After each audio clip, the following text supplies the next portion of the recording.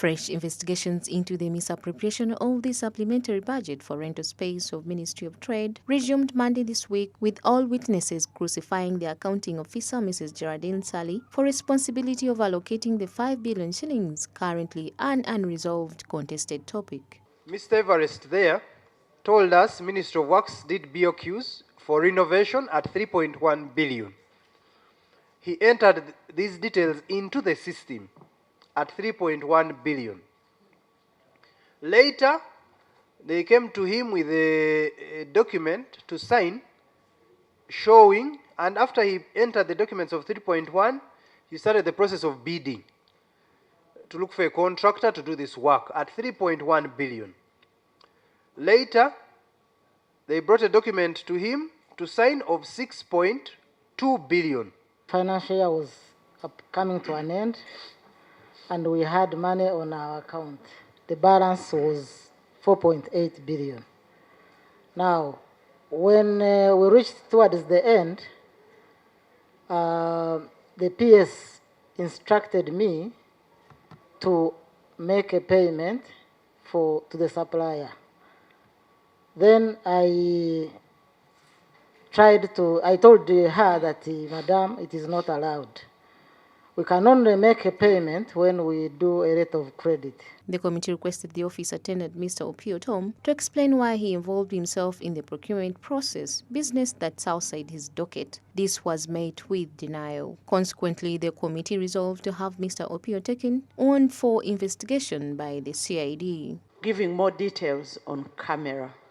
The name, he just talked the about name. The name. Chair, are we proceeding well if we let him go without completing his submission as suggested? I think we know the accounting officer, and these staff want to protect themselves. Maybe from harassment at work after they leave this committee. It depends on what the members wish. Do you want us to compel?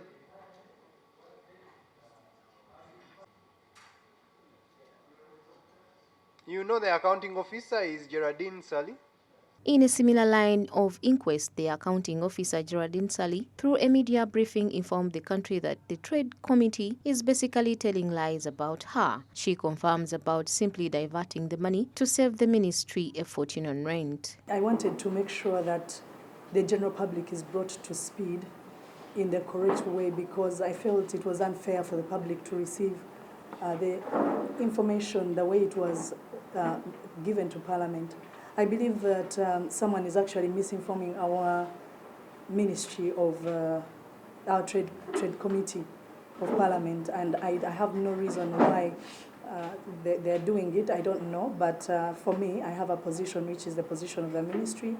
I'm the chief technical officer, and for that reason, I will try and give as much information as possible just to clear the air so that the taxpayer and the general public are assured that we are giving them value for money and we are doing our best. According to Mrs. Ssali, the allegation of 400 million as cost to move office items is untrue, because in her recollection, only 59 million was used for the purpose. Changed my mind, and I decided to go onto the platform of the permanent secretaries, and I asked if any of my colleagues had space.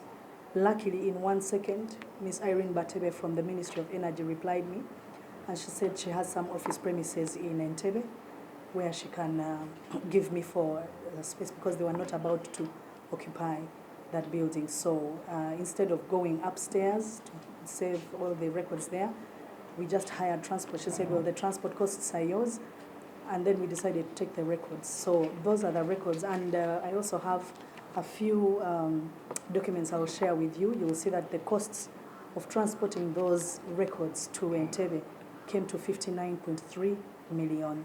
It included fuel, it included hiring the people who were collecting all the records from each office. The committee, on the other hand, has vowed to get to the bottom of the matter and enforce reparation for the damage.